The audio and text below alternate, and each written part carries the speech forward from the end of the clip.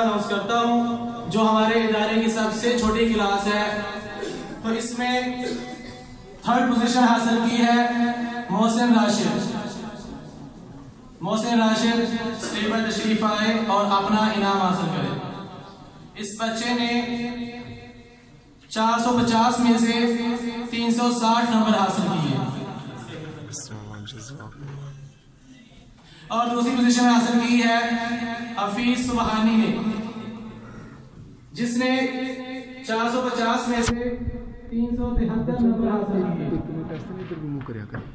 और इस क्लास में सबसे पहली पोजीशन हासिल करने वाले आतिफ अल्लाह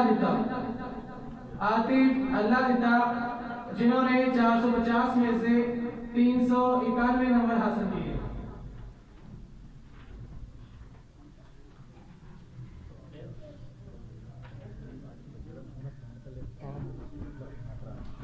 बच्चियां ऐसे भी करो।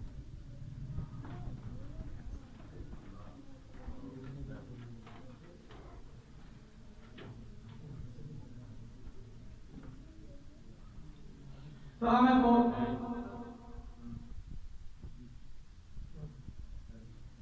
मैं पॉडकास्ट का रिजल्ट अनाउंस करता हूं। तो इसमें 100 पोजीशन हासिल की है उस्मान रमजान, जिन्होंने 450 में से 329 नंबर हासिल किए। और 2 पोजीशन हासिल करने वाले हैं अली रोमान, जिन्होंने 450 में से 381 नंबर हासिल किए।